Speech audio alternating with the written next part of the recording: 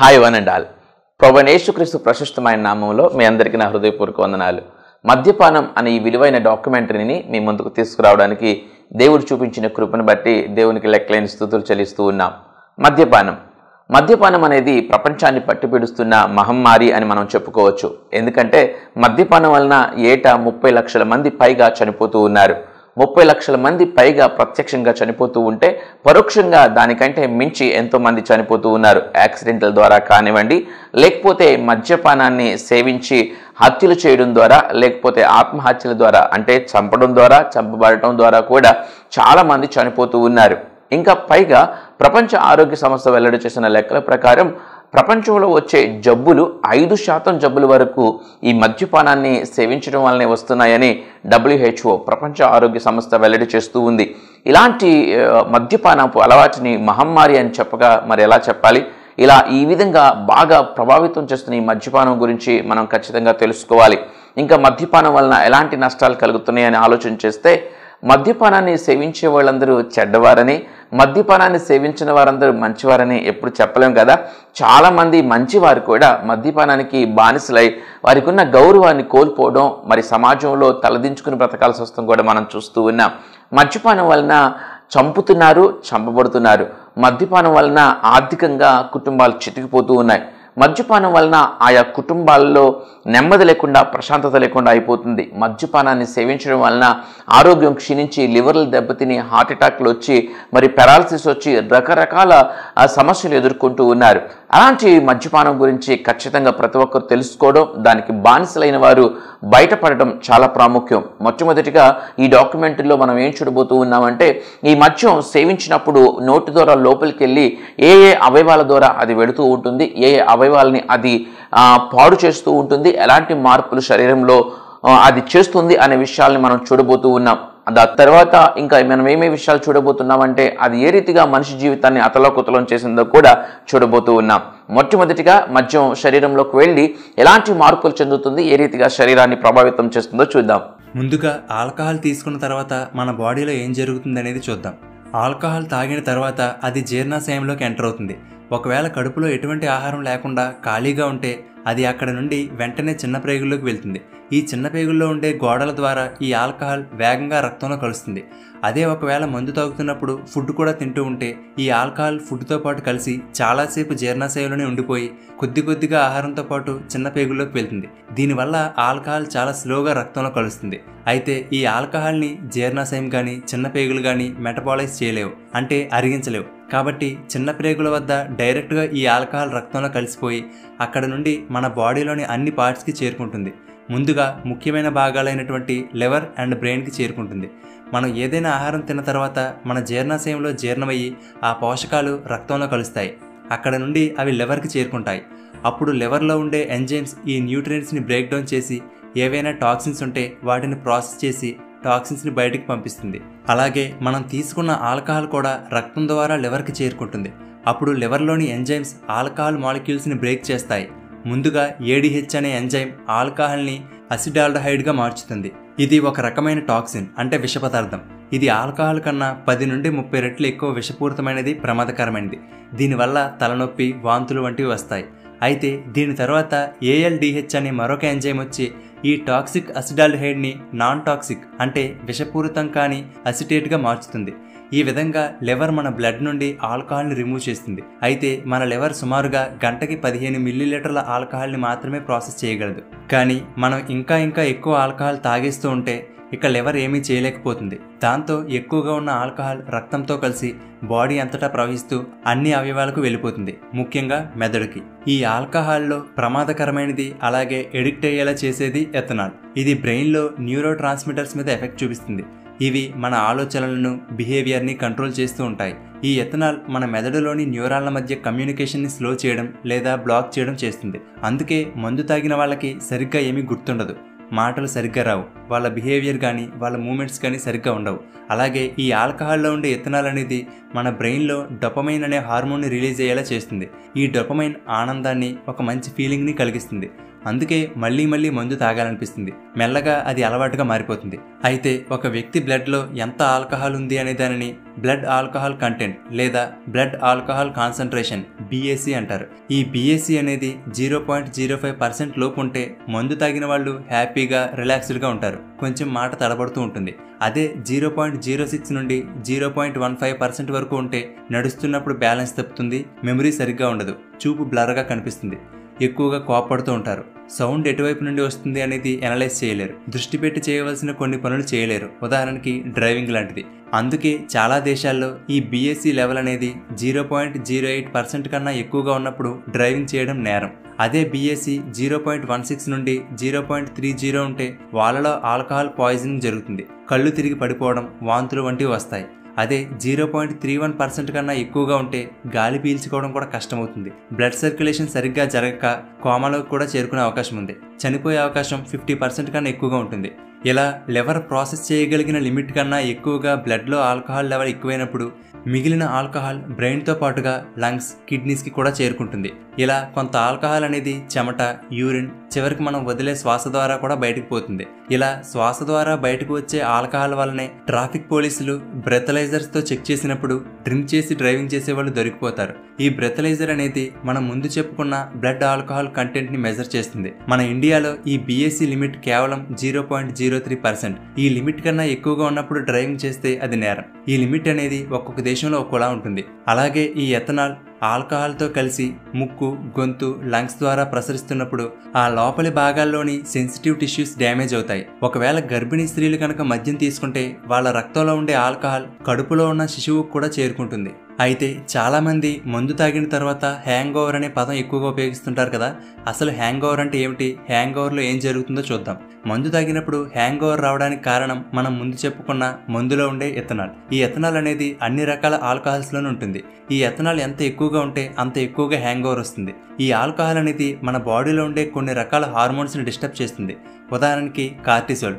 ఈ హార్మోన్ మన బాడీలో ఫ్లక్చువేట్ అవుతూ ఉండడం వల్ల మనం పగలంతా మెలకువగా, చురుగ్గా ఉండగలుగుతున్నాం. కానీ ఈ ఆల్కహాల్, ఈ కార్టిసోల్ హార్మోన్ కావాల్సినంత ప్రొడ్యూస్ అవ్వకుండా అడ్డుకోవడం వల్ల మందు తాగిన వాళ్ళు మత్తుగా, మందకొడిగా ఉంటారు. అలాగే మన బాడీలో వాసోప్రెసిన్ అనే మరొక హార్మోన్ ఉంటుంది. ఇది మన కిడ్నీలో తయారయ్యే యూరిన్ మోతాదుని తగ్గిస్తుంది. కానీ ఆల్కహాల్ అనేది ఈ వాసోప్రెసిన్ హార్మోన్ని అడ్డుకుంటుంది. దాంతో యూరిన్ మోతాదు పెరిగి మందు తాగిన వాళ్ళకి ఎక్కువగా టాయిలెట్ వస్తుంది. బాడీలో వాటర్ ఎక్కువగా యూరిన్ రూపంలో బయటకు వెళ్ళిపోతూ ఉండడం వల్ల మన బాడీకి వాటర్ సరిపోదు, బాడీ డీహైడ్రేట్ అయిపోతుంది. దానివల్ల ఎక్కువగా దాహం వేస్తుంది, నోరెండిపోవడం, తలనొప్పి, నీరసంగా ఉండడం, ఇవన్నీ కూడా హ్యాంగ్ ఓవర్ సిమ్టమ్స్. అయితే ఈ హ్యాంగ్ ఓవర్ తీవ్రత అనేది అందరిలో ఒకేలా ఉండదు. ఆ పర్సన్ జెండర్, వెయిట్, ఏజ్, జెనెటిక్స్ని బట్టి ఉంటుంది. ఇవన్నీ కూడా ఆల్కహాల్ తాగడం వల్ల వచ్చే టెంపరీ ఎఫెక్ట్స్. కానీ ఎక్కువ కాలం కంటిన్యూస్గా డ్రింకింగ్ చేసే వాళ్ళలో కొన్ని లాంగ్ టర్మ్ ఎఫెక్ట్స్ కూడా ఉంటాయి. మందు తాగడం వల్ల పాడైపోయే ముఖ్యమైన భాగం లివర్. ఎందుకంటే మనం ముందు చెప్పుకున్నాం కదా, రక్తంలో ఉన్న ఆల్కహాల్ని లివర్లో ఉండే ఎంజైమ్స్ విచ్ఛిన్నం చేస్తాయని. ఆ క్రమంలో అసిడాల్డిహైడ్ అనే విష పదార్థం విడుదలవుతుందని చెప్పుకున్నాం. చాలా కాలం పాటు ఆల్కహాల్ తీసుకోవడం వల్ల క్రియేట్ అయిన ఈ విష పదార్థం వల్ల ముందు లివర్ చెడిపోతుంది. ఇలా లివర్ మళ్ళీ రివర్స్ కూడా అవ్వలేనంత డ్యామేజ్ అవుతుంది, లివర్ ఫంక్షన్ తగ్గిపోతుంది. ఇలా డ్రింకింగ్ కేవలం లివర్ని మాత్రమే కాదు, దాదాపు ప్రతి ఆర్గాన్ని ఇంపాక్ట్ చేస్తుంది. ఎక్కువగా ఆల్కహాల్ తాగితే లివర్ క్యాన్సర్తో పాటు కోలన్ క్యాన్సర్ రావడానికి అవకాశం ఉంది. ఈ ఆల్కహాలిక్ డ్రింక్స్లో ఎక్కువగా క్యాలరీస్ అండ్ కార్బోహైడ్రేట్స్ ఉండడం వల్ల ఎక్కువ ఆల్కహాల్ తీసుకుంటే బరువు పెరుగుతారు. లాంగ్ టర్మ్లో సరిగ్గా నిద్ర పట్టదు, ఇమ్యూన్ సిస్టమ్ దెబ్బతింటుంది, బ్లడ్ షుగర్ లెవెల్స్లో ఫ్లక్చువేషన్స్ ఏర్పడతాయి. అదే గుండె విషయానికి వస్తే ఆల్కహాల్ తాగే వాళ్ళలో హార్ట్ రేట్, బ్లడ్ ప్రెషర్ పెరుగుతుంది. ఇలా మన బాడీలో ప్రతి ముఖ్యమైన భాగాన్ని ఆల్కహాల్ ఎఫెక్ట్ చేస్తుంది. ఇప్పటి వరకు డ్రింకింగ్ వల్ల మన హెల్త్ ఎలా చెడిపోతుందని చెప్పుకున్నాం. కానీ హెల్త్ పరంగా కొంతసేపు పక్కన పెడితే ఒక ఇంట్లో మందు తాగే వ్యక్తి ఉంటే ఆ ఇంట్లో పరిస్థితులు ఎలా ఉంటాయో మనకు తెలుసు. ఆ తాగిన వ్యక్తి తాగి ఇంటికి ఎలా వస్తాడో, వచ్చి ఏ గొడవ చేస్తాడో అని ఇంట్లో వాళ్ళు ఎప్పుడూ భయంగా ఉంటారు. ఇంట్లో పిల్లలకు, పెద్దలకు ఎవరికీ ప్రశాంతత ఉండదు. ఆ గొడవల వల్ల చుట్టుపక్కల వాళ్ళలో గౌరవం ఉండదు. యాక్సిడెంట్లు, గొడవలు, హెల్త్ ఇష్యూస్, డిప్రెషన్, వీటన్నిటికీ చాలా వరకు డ్రింకింగే కారణమవుతుంది. ఒకవేళ మీకు తాగే అలవాటు ఉంటే డ్రింకింగ్ హ్యాబిట్ని మారడానికి ప్రయత్నించండి. మీ వల్ల మీ ఫ్యామిలీ ఎంత ఇబ్బంది పడుతుందో ఒకసారి గమనించండి. అలాగే తాగడం, తాగకపోవడం మీ చాయిస్. కానీ దయచేసి కొత్త వారికి ఈ డ్రింకింగ్ని అలవాటు చేయకండి. ఆ ఒక్క అలవాటు వల్ల వాళ్ళ ఆరోగ్యం, జీవితం, కుటుంబంలో ఎలాంటి మార్పులు వస్తాయో మనం చెప్పలేం. అలాగే మీ స్నేహితుల్లో ఎవరైనా మిమ్మల్ని ఒక్కసారి ట్రై చేయి, ఏమీ కాదని చెప్పినా సరే ఒప్పుకోకండి. స్మోకింగ్, డ్రింకింగ్ అలవాటు చేసుకుందామని ఆలోచన వచ్చిన వెంటనే ఒక్కసారి మీ కుటుంబాన్ని గుర్తు తెచ్చుకోండి. అసలు డబ్బును ఖర్చు పెట్టి మరీ ఆరోగ్యాన్ని, గౌరవాన్ని, మనశ్శాంతిని పాడు చేసుకోవడంలో అర్థం లేదు. కాబట్టి ఏ అలవాటు లేని వాళ్ళు ఎప్పటిలాగే హాయిగా, సంతోషంగా, ఆరోగ్యంగా ఉండండి. చాలా బాధాకరమైన విషయం ఏంటంటే మద్యపానం ఆరోగ్యాన్ని క్షీణింపచేస్తుందని, మద్యపానం వలన ప్రాణం మీదకి వస్తుందని చదువుకున్న వారికి మాత్రమే కాదు, చదువుకొని చాలామంది కూడా తెలుసు. ఎంత తెలిసినా కూడా మద్యపానం ప్రాణం మీదకి వస్తుందని తెలిసినా కూడా మద్యపానాన్ని విడవలేని దుస్థితిలో మనిషి ఉండిపోతూ ఉన్నాడు. ఒక పేషెంట్ నా దగ్గరకు తీసుకొచ్చారు. ఆ పేషెంట్ని తన భార్య తీసుకొచ్చింది. తన భార్య తీసుకొచ్చినప్పుడు ఆ పేషెంట్ మరి వాంతులతోనూ కడుపు నొప్పితోనూ బాధపడుతూ ఉంటే అతనికి టెస్టులు చేసినప్పుడు అతని లివర్ డ్యామేజ్ అయిందని, కామెర్లని తేలింది. అతను త్రాగుతాడని, ఆ త్రాగుడు వల్లనే వచ్చిందని నిర్ధారణలోకి వచ్చింది మాట్లాడటం ద్వారా. అప్పుడు అతనికి గట్టిగా చెప్పడం జరిగింది, ఎట్టి పరిస్థితుల్లో త్రాగుడు మానేయాలని, త్రాగితే ప్రాణం మీదకి వస్తుందని, ఖచ్చితంగా చచ్చిపోయే అవకాశం ఉంటుందని, లివర్ బాగా డ్యామేజ్ అయిందని, ఎట్టి పరిస్థితుల్లో ఒక్కసారి కూడా కొంచెం కూడా మళ్ళా మద్యపానం తీసుకోకూడదని గట్టిగా చెప్పాం. మరి ఆ భార్య కూడా గట్టిగా చెప్పింది, అతను ఖచ్చితంగా ఇక ఎట్టి పరిస్థితుల్లో కూడా మద్యపానం జోలికి వెళ్ళనని అతను అప్పుడు చెప్పాడు. మరి దేవుని కృపను బట్టి ఆ వైద్యం ద్వారా అతనికి కామెరలు తగ్గింది, లివరు చక్కగా బాగయింది. బాగయిన తర్వాత మరికొంతకాలానికి, కొన్ని నెలల తర్వాత అతను మళ్ళా తాగాడంట. మళ్ళా త్రాగిన తర్వాత ఆ లివర్ డ్యామేజ్ అయ్యి మళ్ళా కామెర్లు వచ్చినాయి. ఈసారి ఆ భార్య అతన్ని తీసుకొచ్చి చాలా దుఃఖిస్తుంది, ఏడుస్తుంది, అక్కడే ఏడుస్తూ ఇలా జరిగిందని చెప్తూ ఉంది. అతనికి కూడా చాలా ఎక్కువగా డ్యామేజ్ అయినట్లుగా, చాలా ఎక్కువ ప్రాబ్లమాటిక్గా అది ఉంది. అప్పటికి కూడా గట్టిగా చెప్పి మళ్ళీ ఎందుకు తాగాల్సి వచ్చింది, మళ్ళీ ఎందుకు తాగామంటే, ఏదో అండి ఫ్రెండ్స్ బలవంతం చేశారు, వాళ్ళు ఎట్టి పరిస్థితుల్లో నా కోసం తాగరా అన్నారు, తాగాను అని చెప్పి అతను చెప్పాడు. ఏదేమైనా కూడా మరి ఫ్రెండ్స్ కోసం, నలుగురు కోసం తాగితే ఏమైంది, తను మళ్ళా ప్రాబ్లంలో పడినట్లుగా మనం చూసాం. అలాంటి పరిస్థితుల్లో అతనికి గట్టిగా చెప్పాం, అతనికి చాలా గట్టిగా చెప్పాం. మరి చాలా ఇబ్బంది పడుతున్నాడు, చాలా ఏడుస్తున్నాడు, అతను కూడా చాలా భయపడిపోయాడు, చాలా తగ్గాలని చెప్తూ ఉన్నాడు. సో అప్పుడు మందుల ద్వారా కూడా దేవుని కృపను బట్టి తగ్గింది, అతను చాలా హ్యాపీ. అలాగే మరలా కొంతకాలానికి చూడండి, మద్యపానం ఎంతగా మనిషిని ఈడ్చుకుపోతుందో. మళ్ళీ మూడోసారి అతను త్రాగడం జరిగింది. కొన్ని నెలల తర్వాత మళ్ళీ అతను ఆల్రెడీ డ్యామేజ్ అయిన లివర్ కదా, ఈసారి చాలా ఇబ్బందిగానే ఉంది. మళ్ళీ ఆ భార్య తీసుకొచ్చింది. అయితే ఇంతకుముందున్న ప్రేమ, ఇంతకుముందున్న దుఃఖం ఆ భార్యలో కనిపించలా. ఆ భార్యలో అసహ్యం కనిపించింది. ఆ భర్తను తిడుతూ మరి ఏదో ఒకటి ఇవ్వండి అన్నట్లుగా ఆ భార్య అసహనాన్ని వ్యక్తం చేసింది. అతనికి చాలా గట్టిగా చెప్పిన అతను రెండోసారి ప్రవర్తించిన ప్రవర్తనని చూపిస్తూ చాలా దుఃఖాన్ని కలిగి ఉండి, తగ్గితే చాలు మళ్ళా మద్యపానం జోలికి వెళ్ళనన్నట్లుగానే అతను చెప్తూ ఉన్నాడు. ఈసార్లు ఎట్టి పరిస్థితుల్లో వెళ్ళేది లేదని ఒట్లు పెడుతున్నాడు. ఆ రీతిగా అతను మళ్ళా వైద్యం చేయడం, దేవుని కృపను బట్టి అతనికి తగ్గడం జరిగింది. అతనికి తగ్గింది, 3 సార్లు తగ్గింది. మరలా అగైన్ కొన్ని నెలల తర్వాత, మరి 1 సంవత్సరం తర్వాత మరలా అతన్ని, ఎందుకంటే ఇంతకుముందు అతనితో గట్టిగా మాట్లాడిన సందర్భాలు నాకు బాగా గుర్తున్నాయి. ఈసారి అతన్ని వారి భార్య తీసుకురాలేదు, వాళ్ళ అమ్మ తీసుకొచ్చింది. వాళ్ళ అమ్మ అతన్ని తీసుకొచ్చి వైద్యం కోసం తీసుకొచ్చినప్పుడు నాకు అర్థమైంది, ఏది మరి వాళ్ళ మిస్సెస్ ఉండాలి కదండి ఏరని అడిగితే, ఆవిడ వదిలేసి వెళ్ళిపోయిందండి అని వాళ్ళ అమ్మ చెప్పారు. ఎంత అసహ్యం కలిగితే ఆవిడ వదిలేసి వెళ్ళిపోయింది. ఈసారి ఆ తల్లి తీసుకొచ్చింది. అతనికి మరలా చెప్తే, ఏదే అతిది అంతకుముందున్న పరిస్థితి, అతను ఈసారన్నా తగ్గిపోతే వెళ్ళనని చెప్పి, తన భార్య కావాలని, తన కుటుంబం జాగ్రత్తగా చూసుకుంటానని అతను చెప్పాడు. అతనికి మందులు ఇచ్చి పంపించాం. తర్వాత మళ్ళీ అతను రాలేదు. సో తర్వాత ఒకరోజు అతను శ్రద్ధాంజలి పోస్ట్ని నేను చూశాను. ఎంత బాధాకరమో ఆలోచించేయండి. ఎన్నిసార్లు తనకి చెప్పినా కూడా తను మానలేని పరిస్థితుల్లో ఉన్నాడు. అలా చాలామంది, ఒక్కరు కాదు, చాలామంది అలాగే ఉంటున్నారు. ఎంత ప్రాణం మీదకి వస్తుందని తెలిసినా ఏముందలే అని ఒక ఇదిలో ఉండిపోతూ ఉన్నారు. చాలా బాధ కదా ఆ భార్య, ఆ బిడ్డల పరిస్థితి ఏంటి. కాబట్టి ఈ పరిస్థితుల్లో మద్యపానం వలన కలిగే నష్టాలను అర్థం చేసుకోవాలి. ఆరోగ్యం ఎంత పాడైపోద్దో అర్థం చేసుకోవాలి. కుటుంబాలు ఎలా చిన్నభిన్నమైపోతున్నాయో అర్థం చేసుకోవాలి. మద్యపానం నుంచి బయటకు రావాలి. కొంతమంది డాక్టర్లు చెప్పారు మద్యపానం కొంచెం తీసుకుంటే తప్పులేదని, అది గుండెకి మంచిదని చెప్పారు. లేకపోతే కొంచెం తాగడం తప్పు కాదంట, అది అంత పెద్ద ఎఫెక్ట్ కాదంట అంటూ ఉంటారు. అదేముండదు. మద్యపానం విషయం కొంచెం తీసుకున్నా, ఎక్కువ తీసుకున్నా విషమే. మద్యపానం కొంచెం తీసుకున్నా కూడా అది హాని చేస్తూనే ఉంటుంది. సో మద్యపానం వలన మద్యపానం మాత్రమే కాక అది ఇతర అలవాట్లను కూడా, డ్రగ్స్కి అలవాటు అయ్యేటట్లుగా, స్మోకింగ్కి అలవాటు అయ్యేటట్లుగా కూడా మద్యపానం చేస్తుంది. ఆల్కహాల్ అబ్యూస్ డిజార్డర్ అంటారు. సో ఇటువంటివి వచ్చే అవకాశాలు దేనివల్ల ఉంటాయి అంటే దీనికి అనేక రకాలైనటువంటి కారణాలు ఉంటాయి. ముఖ్యంగా మనం ఇక్కడ చర్చించవలసింది ఈ మధ్యలో నెక్స్ట్ తరం వాళ్ళలో అంటే యంగ్ వాళ్ళలో 10 నుంచి 12 సంవత్సరాల వాళ్ళ నుంచి ఆల్కహాల్ అబ్యూస్ కానివ్వండి, సబ్స్టెన్స్ అబ్యూస్ కానివ్వండి పెరుగుతున్నాయి. ఇంకో ఆసక్తికరమైన విషయం ఏంటంటే ఏదన్నా ఒక సబ్స్టెన్స్కి అలవాటు పడితే వాళ్ళు రెండో సబ్స్టెన్స్ని అంటే రెండో డ్రగ్స్ లాంటి పదార్థాలని తీసుకునేటువంటి అవకాశాలు చాలా ఎక్కువగా ఉంటాయి. సో ఆల్కహాల్ అనేది స్వతహాగా సమస్య కాకుండా దాంతోపాటు వచ్చే అనేక రకమైన సమస్యలకు అది కారణమవుతుంది. మిగతా డ్రగ్స్ మ్యారిజువానా కానివ్వండి, కోకెయిన్ కానివ్వండి, చెరస్ కానివ్వండి, లేదా సింథటిక్ డ్రగ్స్ కానివ్వండి, LSD లాంటి డ్రగ్స్ కానివ్వండి, వీటికి బానిస అవ్వడానికి కూడా ఇది కారణం అవ్వడానికి రీజన్ అవుతుంది ఇది. అందువలన సబ్స్టెన్స్ అబ్యూస్ ఏ ఫామ్లో అన్నా దాన్ని యాక్చువల్గా సైకలాజికల్ పాయింట్ ఆఫ్ వ్యూ నుంచి మనం వ్యతిరేకించవలసి ఉంటుంది. విస్కీ, బ్రాందీ, రమ్ము, జిన్ను, వైన్, వోడ్కా ఇలా పేరేదైనా అన్నింట్లో ఉండేది ఆల్కహాలే. వీటన్నింటిలో ఆల్కహాల్ శాతం కాస్త మారుతుంది అంతే. వైన్లో పెద్దగా ఆల్కహాల్ ఉండదు, అది కేవలం ద్రాక్షరసమే. ఆరోగ్యానికి మంచిది అని తమకు తాము సర్ది చెప్పుకునేవారెందరూ. అలాగే 2 పెగ్గుల ఆల్కహాల్ హార్టుకు మంచిది కాబట్టి నేను తాగుతున్నాను అని చెప్పుకునేవారు కూడా ఎందరో ఉన్నారు. నేను కేవలం అప్పుడప్పుడు ఏదో ఫంక్షన్లోనో ఫ్రెండ్స్నో కలిసినప్పుడు పార్టీలోనో సోషల్గా తప్ప అసలు మందు ముట్టను అంటూనే ఆల్కహాల్ ఉచ్చులో కూరుకుపోయేవారు కూడా చాలామంది కనిపిస్తారు. ఇలా తమ మద్యపానం అలవాటుకు ఎన్ని సాకులు చెప్పుకుందామని ప్రయత్నించినా ఒక్కసారి ఈ అలవాటు పట్టుకుంది అంటే ఒక పట్టాన బదలదు. ఆల్కహాల్ తీసుకోవటం వలన లివర్కి సంబంధించినటువంటి ప్రాబ్లమ్స్, ఆల్కహాలిక్ హెపటైటిస్ లాంటివి కానివ్వండి, ఇది చాలా కొద్ది అమౌంట్ వల్ల కూడా వస్తుంటుంది.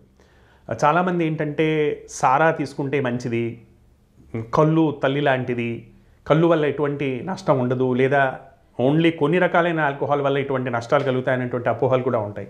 కానీ వాస్తవికంగా ఏ రకమైన ఆల్కహాల్ అయినా ఎంత క్వాంటిటీలో అయినా కొద్ది మందిలో లివర్ని, ప్యాంక్రియాస్ని అమితంగా డ్యామేజ్ చేయవచ్చు. అది ఆల్కహాలిక్ హెపటైటిస్ అంటే ఆకలి తగ్గి లివర్ ఫంక్షన్స్ దెబ్బతీసే రకం దగ్గర నుంచి పూర్తిగా డ్యామేజ్ కాజ్ చేసి ఆల్కహాలిక్ సిర్రోసిస్ నుంచి అలానే హెపటోసెల్యులార్ క్యాన్సర్ వరకు అంటే లివర్కి సంబంధించినటువంటి క్యాన్సర్ వరకు ఇది కారణం కావచ్చు.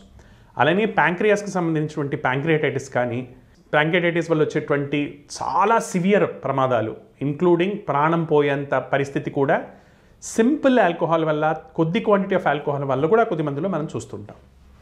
ఇవి ఒక సెట్. అయితే ఆల్కహాల్ వలన కలిగేటువంటి న్యూరలాజికల్ సమస్యలు, నరాలు దెబ్బతింటాం, అరికాళ్లల్లో అరిపాదాల్లో మంటలు, స్పర్శ తెలియకపోవటం లాంటి ప్రాబ్లమ్స్, కండరాలు బలహీనపడటం, తర్వాత ఆల్కహాల్ వలన సెరిబెల్లార్ డీజనరేషన్ అంటే నడుస్తుంటే ఎప్పటికీ తూలినట్టు నడుస్తూ ఉండటం, బ్యాలెన్స్ అనేది లోపించటం, ఆల్కహాల్ వలన ఇంటెలిజెన్స్, మెమరీ తగ్గిపోవటం, సెరిబ్రల్ అట్రోఫీస్, ఇలాంటి రకరకాల సమస్యల్ని మనం చూస్తుంటాం.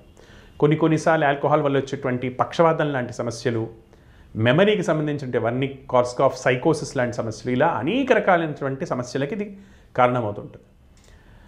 ఇది కాకుండా సైకలాజికల్ ప్రాబ్లమ్స్ అంటే మెదడుకు సంబంధించిన కాకుండా మనసుకు సంబంధించినటువంటి ప్రాబ్లమ్స్, ఆల్కహాల్ వలన సైకలాజికల్గా వ్యక్తులు డిప్రెషన్కి లోనవ్వటము, లేదా నెగటివ్ ఎమోషన్స్ ఎక్కువగా ఉండటము, వాళ్ళ సోషల్ వర్క్ పర్ఫార్మెన్స్ తగ్గిపోవటము, ఇంటర్పర్సనల్ రిలేషన్షిప్స్ దెబ్బతింటము, అంటే కుటుంబంలో ఉన్నటువంటి వ్యక్తులతోటి వాళ్ళ బిహేవియర్ దెబ్బతింటము, వాళ్ళ రిలేషన్షిప్స్ దెబ్బతింటము, సోషల్గా క్రైమ్స్ కమిట్ చేయటం, అన్ప్లాన్డ్ సెక్షువల్ బిహేవియర్ వలన అనేక రకాలైనటువంటి జబ్బులు, ఎయిడ్స్ లాంటివి కానివ్వండి, ఇలాంటి వాటికి గురి అవ్వటము, అలానే సైకలాజికల్ డిజార్డర్స్ వీటికి ఎక్కువగా ప్రోన్ అయి ఉండటము, డిప్రెషన్ కానివ్వండి, బైపోలార్ డిజార్డర్స్ కానివ్వండి, షిజోఫ్రీనియా లాంటి డిజార్డర్స్ కానివ్వండి, ఇలా అనేక రకాలైనటువంటి మానసిక రుగ్మతలకి లోనవ్వటము. ఇవి కాకుండా ఇంకా వేరే రకాలైనటువంటి అనేక క్యాన్సర్స్లో కూడా ఆల్కహాల్కి ప్రధాన పాత్ర ఉంది అనేది అనేక అధ్యయనాల ద్వారా మనకి నిర్ద్వంద్వంగా తెలిసినటువంటి విషయం. మద్యపానం అనేది మనిషిని శారీరకంగా, మానసికంగా పీల్చి పిప్పి చేస్తుంది, ఆర్థికంగానూ సామాజికంగానూ దెబ్బ కొడుతుంది. ఈ వ్యసనానికి బానిసగా మారక మునిపే మేలుకోవడం అన్ని విధాలా మేలు. మద్యపానంతో ఆరోగ్యపరంగా తలెత్తే విపరిణామాలు ఎలా ఉంటాయో ఇప్పుడు తెలుసుకుందాం.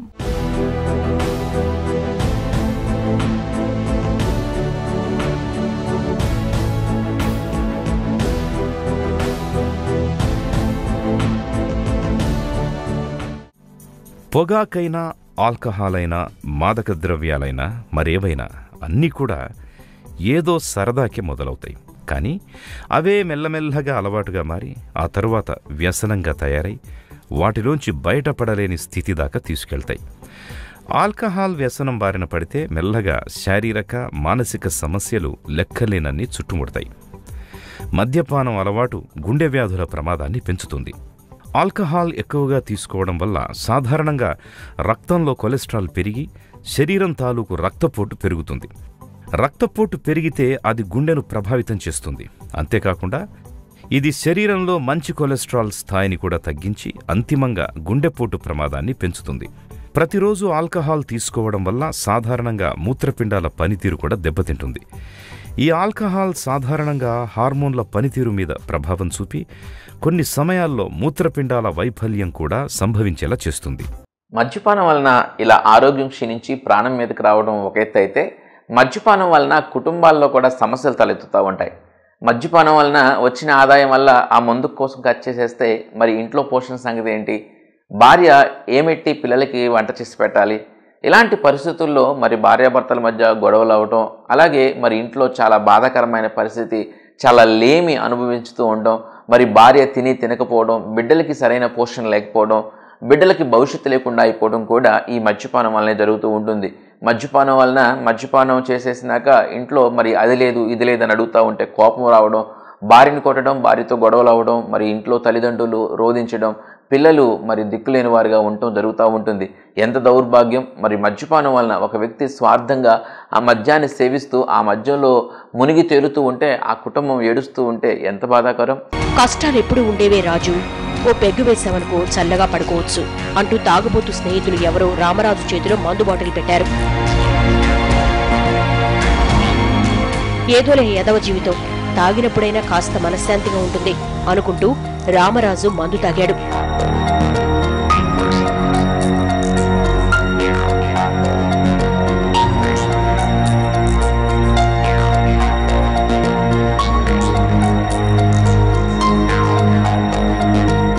కష్టపడి పనిచేస్తూ ఉన్నంతలో పొదుపుగా బతికేటప్పుడు సంసారం సాఫీగా సాగేది. అలాంటిది ఇప్పుడు రామరాజు కొత్తగా అలవాటు చేసుకున్న తాగుడికి కూడా డబ్బు ఖర్చు చేయడంతో ఇంట్లో గడ్డుకాలం మొదలైంది.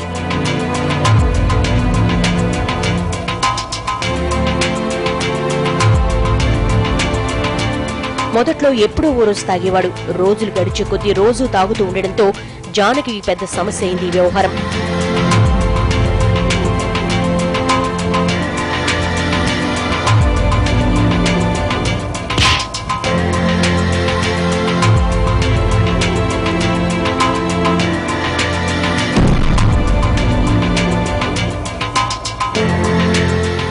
ఆ పాడు తాగుడు మానేయమని ఎంతో శాంతంగా భర్తకు నచ్చ చెప్పేది.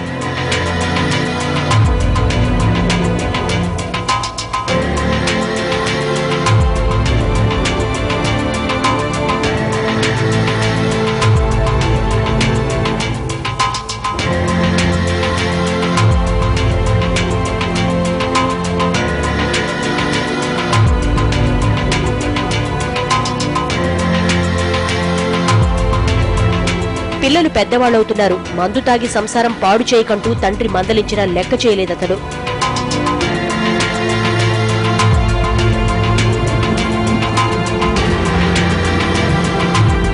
పిల్లలు పుస్తకాలకి ఫీజులకు డబ్బులు లేకపోయినా ఇంట్లో ఉప్పు పప్పు నిండుకున్నా పట్టించుకునేవాడు కాదు.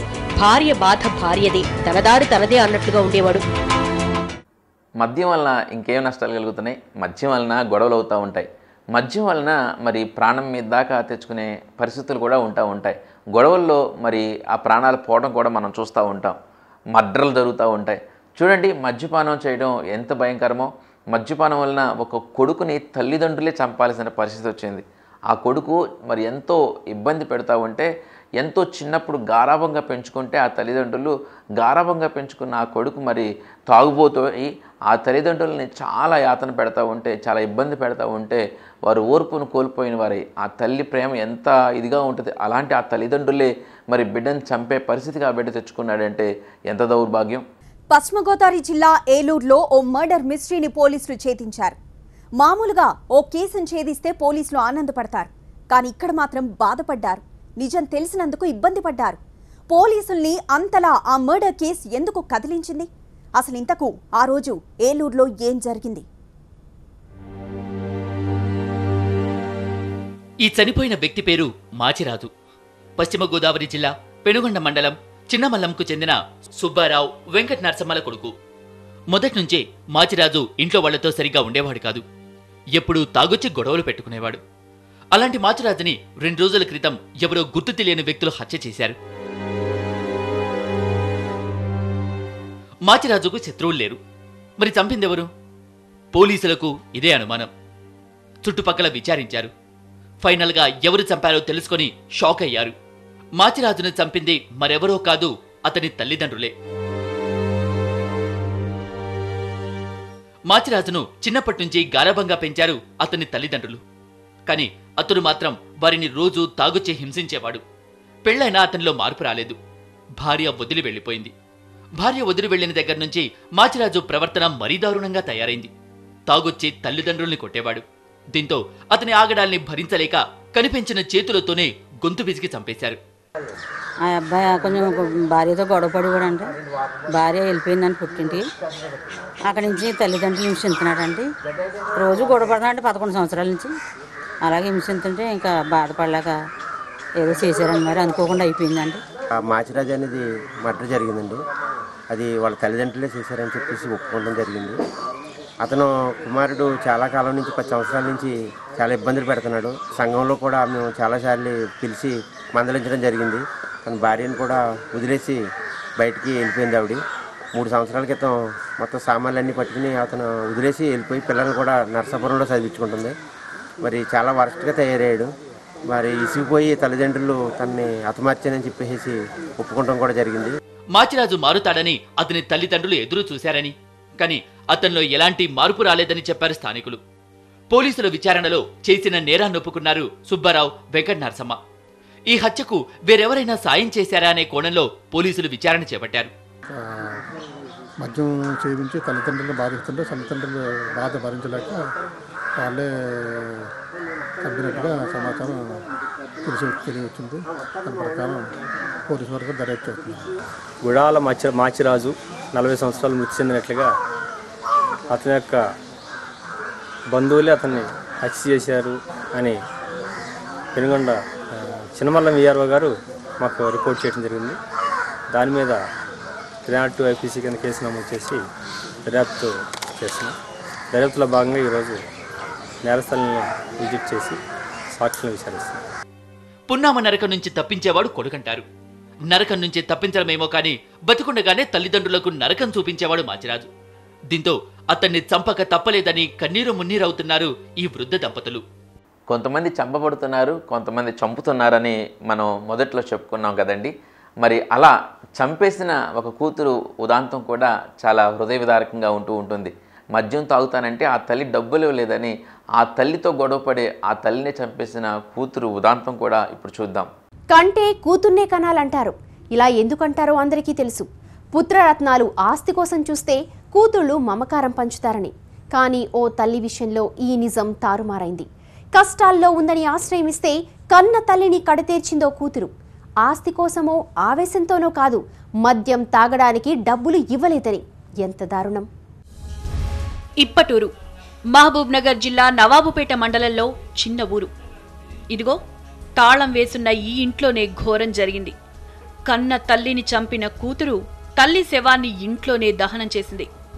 3-4 రోజులకు గాని ఈ దారుణం బయటపడలేదు. తెలిసాక ఊరంతా విస్తుపోయారిలా.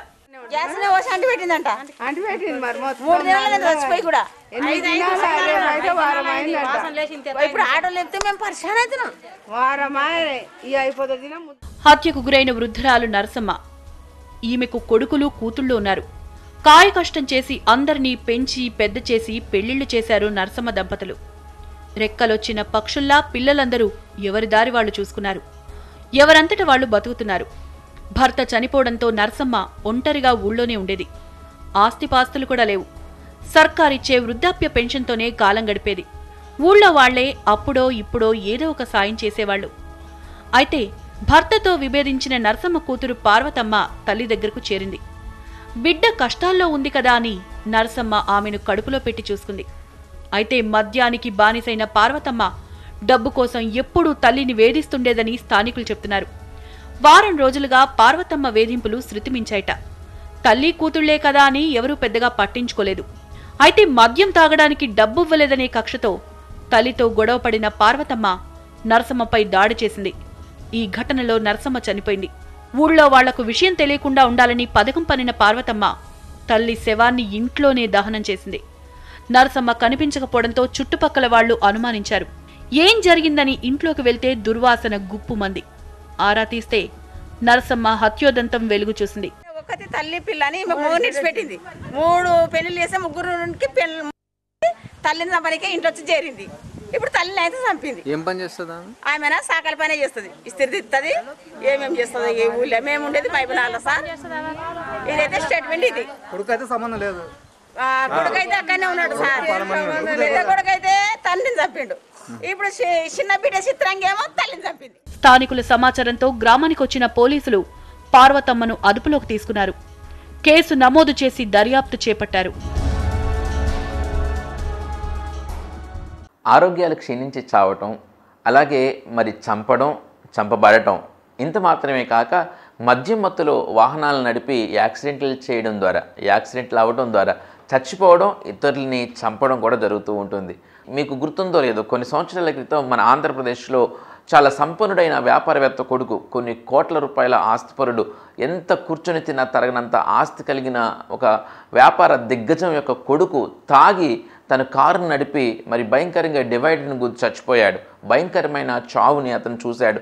అంతేకాక కొంతమంది మరి వారు వాహనాలు నడుపుతూ బైకులు కానీ లేకపోతే కార్లను కానీ నడిపి వారు ఇతరులని యాక్సిడెంట్లు చేసి ఇతరులని చంపడం, ఇతరులు చచ్చిపోయేటట్లు చేయడం, ఇతరులకి నష్టం కలిగేటట్లు చేయడం కూడా చేస్తూ ఉన్నారు. రీసెంట్గా హైదరాబాద్లో జరిగిన ఒక యాక్సిడెంట్ వలన చిన్నపిల్లలు మరి వారి తల్లిదండ్రులు ఇద్దరిని కూడా ఒక్కరోజే కోల్పోవడం జరిగింది. తప్ప తాగి డ్రైవింగ్ చేస్తే ప్రాణాలు పోతున్నాయి. మత్తులో చిత్తై యాక్సిడెంట్ చేస్తే ఆ ప్రమాదంలో ప్రాణాలు కోల్పోయిన వారి కుటుంబాల పరిస్థితి ఏంటి? హైదరాబాద్లో ఇలాంటి ఘటన జరిగింది. ఒక తాగుబోతు సృష్టించిన బీభత్సానికి 2 చిన్నారులు తల్లిదండ్రులు కోల్పోయారు. ఈ దారుణ ఘటన హైదరాబాద్ లంగర్ హౌస్ లో రాత్రి జరిగింది. తల్లిదండ్రుల మృతితో ఆ 2 చిన్నారులు కన్నీరు మున్నీరవుతున్నారు. తమ తల్లిదండ్రుల ప్రాణాలు తీసిన వారిని కఠినంగా శిక్షించాలంటూ డిమాండ్ చేస్తున్నారు ఆ చిన్నారులు ప్రేరణ, ధృతి. ఒక వ్యక్తి మద్యం తాగడం ఆ కుటుంబాన్ని ఎంతో బాధిస్తూ ఉంటుంది. తండ్రి మద్యానికి బానిస అయితే ఆ తండ్రి ఎలాగైనా మారాలని, తను చచ్చిపోతే అన్నా తన తండ్రి మారతాడని ఒక కొడుకు ఆ తండ్రిని మార్పు కొరకు, ఆ తండ్రి త్రాగుడు మానేయటం కోసం ఆత్మహత్య చేసుకుని ఆ తండ్రికి లేఖ రాసి ఆ లేఖలో ఈ విషయాలన్నీ పేర్కొనడం జరిగింది. నాన్న, నువ్వు తాగుడు మానేయాలని నేను ఇలా చేస్తున్నాను, నా చావుతోనైనా నువ్వు మారాలని నేను ఆశిస్తున్నానని చెప్పి ఆ తండ్రికి లేఖ రాయడం, అలాగే ప్రభుత్వానికి కూడా లేఖ రాయడం జరిగింది. తమిళనాడులో విషాదకర ఘటన జరిగింది. మద్యానికి బానిసైన తండ్రిని మార్చేందుకు ఓ కుమారుడు తన ప్రాణాలనే బలిపెట్టాడు. తిరునల్వేలి జిల్లా గురుకుల్పట్టి గ్రామంలో ఈ ఘటన జరిగింది. నాన్న, నా చావుతోనైనా నువ్వు మారు, ఇక నుంచైనా తాగుడు మానే, కనీసం నా శవానికి తలకొరివి పెట్టేందుకైనా మద్యం తాగకుండా వస్తావనుకుంటున్నా, అయినా తాగకుండా ఉండలేననుకుంటే దయచేసి నా అంత్యక్రియలకు రాకు, అప్పుడే నా ఆత్మకు శాంతి లభిస్తుంది. ఇది ఆ తనయుడి ఆవేదన.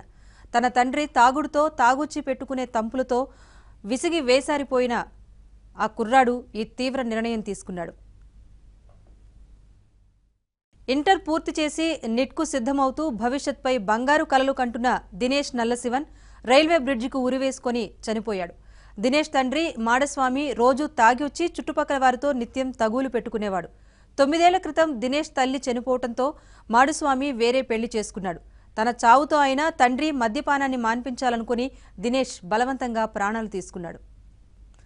రాష్ట్రంలోని ప్రభుత్వ మద్యం దుకాణాలన్నింటినీ మూసేయాలని తమిళనాడు ముఖ్యమంత్రికి, ప్రధానమంత్రికి కూడా లేఖలు రాసి జేబులో పెట్టుకుని ఉరివేసుకున్నాడు. స్థానికుల సమాచారం ఇవ్వడంతో పోలీసులు ఘటనాస్థలికి వచ్చి మృతదేహాన్ని పోస్టుమార్టానికి తరలించారు. మృతుడి జేబులోంచి తండ్రికి, తమిళనాడు సీఎంకు, ప్రధానమంత్రికి వేర్వేరుగా రాసిన 3 లేఖలను స్వాధీనం చేసుకున్నారు. మద్యం ఆదాయంపై ఆధారపడి ప్రజల్లో మద్యపానం అలవాటును ప్రోత్సహిస్తున్న ప్రభుత్వాలకు చెంపపెట్టులా దినేష్ తన లేఖలో తీవ్ర వ్యాఖ్యలు చేశాడు.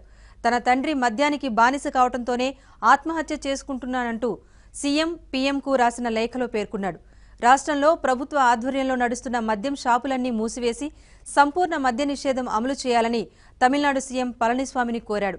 ఒకవేళ మీరు మద్యం షాపులను మూసి వేయించుకుంటే నా ఆత్మ ఆ పని చేస్తుంది అని దినేష్ తన లేఖలో పేర్కొన్నాడు. మద్యపానం చేస్తున్న వ్యక్తిని మద్యపానం మీరు మానేయాలండి అంటే, నేను ఫైనాన్స్ వ్యాపారినండి, నేను చాలా టెన్షన్తో ఉంటుంది, కొంచెం తీసుకుంటేనే నాకు నిద్ర పడుతుంది అంటూ ఉంటారు. మరి అలాగే కూలి పని చేసుకునేవారని చెప్తే, నేను కూలి పని చేసుకుంటున్నానండి, మరి ఎట్టి పరిస్థితుల్లో కూడా నాకు బాగా ఒళ్ళు నొప్పులు ఉంటాయి, ఆ ఒళ్ళు నొప్పులు తగ్గాలంటే కొంచెమన్నా నేను మద్యం సేవించాలని చెప్తూ ఉంటాడు. అలాగే డ్రైవర్కి చెప్పినా, అలాగే మరొక పనివానికి చెప్పినా ఏ వృత్తివానికి చెప్పినా కూడా త్రాగే వ్యక్తి ఏం చేస్తూ ఉంటాడంటే, మద్యపానానికి బానిసైన వ్యక్తి ఏదో ఒక రీతిగా దాన్ని మరి సర్ది చెప్పుకోవాలని చూస్తూ ఉంటాడు. ఈ రీతిగా మద్యపానం గురించి మనకి ఎంత తెలిసిన తర్వాత కూడా ఇంకా సర్ది చెప్పుకునే ఉంటారా? మరి ప్రభుత్వాలు స్పందించాలని ఇందాక ఆ యొక్క కొడుకు మరి ప్రభుత్వాన్ని మనవి చేసిన విషయం మనం చూసాం. మరి నిజమే, ప్రభుత్వాలు ఖచ్చితంగా పట్టించుకోవాల్సిన అవసరం ఉంది.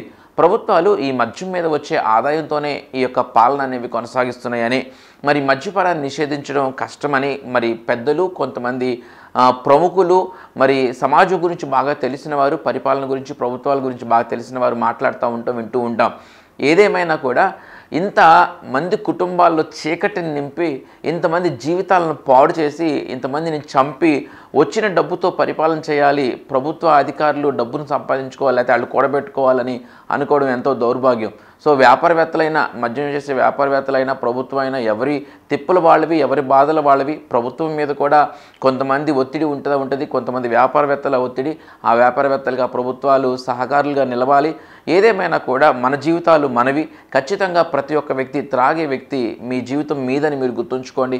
మీ కుటుంబం మీకు ముఖ్యం. ఎవరో వస్తారు, ఏదో చేస్తారు, ఏదో చేయాలని అనుకోవడం తప్పు. మరి ఒక వ్యక్తి త్రాగడం అనేది కేవలం తన సొంత తప్పు.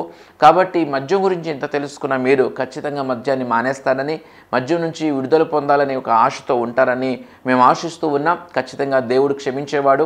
మరి ఒక భయంకరమైన ప్రాస్టిట్యూషన్, వ్యభిచారం చేస్తూ పట్టబడిన స్త్రీని దేవుడు శిక్షించలేదు, కానీ ఆవిడ్ని క్షమించి దేవుడు ఆ వ్యభిచారం నుంచి బయటకు వచ్చేటట్లుగా సహాయం చేశాడు, మంచి వ్యక్తిగా తీర్చిదిద్దాడు. దేవుడు ఖచ్చితంగా ప్రతి వ్యక్తిని మార్చగలడు. ఎంత పనికి మాలిన వారినైనా, ఎంత త్రాగుబోతులనైనా దేవుడు మార్చగలడు. మనకు ఆశ కలిగి మీరు ప్రభువుని ప్రార్థించినట్లయితే దేవుడు ఖచ్చితంగా మీకు సహాయం చేస్తాడు. మీ భార్యని మీరు జ్ఞాపకం చేసుకోండి, మీ బిడ్డలను మీరు జ్ఞాపకం చేసుకోండి, మీ బిడ్డల భవిష్యత్తుని మీరు జ్ఞాపకం చేసుకోండి. ఖచ్చితంగా అలాంటి భయంకరమైన మహమ్మారి నుంచి మీరందరూ బయటపడాలని ఆశతో చిన్న ప్రార్థన చేసుకుందాం. మహాగణుడు, పరిశుద్ధుడైన మా ప్రభువా, మీకు స్తుతులు స్తోత్రాలు చెల్లిస్తూ ఉన్నాం. ఇదిగో నాయన, మరి చక్కటి ఒక డాక్యుమెంటరీని మాకు మీరు ఇచ్చినందుకు వందనాలు. మరి నా తండ్రి, ఈ డాక్యుమెంటరీని విన్న ప్రతి ఒక్క వ్యక్తి కూడా ఆ త్రాగుడనే మహమ్మారి నుంచి బయటకు రావడానికి మీ సహాయం దయచేయమని, ప్రతి వ్యక్తిని నా తండ్రి మీ వెలుగుతో నింపి మీ సహాయం అనుగ్రహించమని, మీ కృప తోడుగా ఉంచి ప్రతి కుటుంబంలో నిత్యమైన సంతోషాన్ని మీరు అనుగ్రహించమని ప్రభువైన యేసు నామములో ప్రార్థించి వేడుకొంచున్నాము నా తండ్రి. ఆమేన్.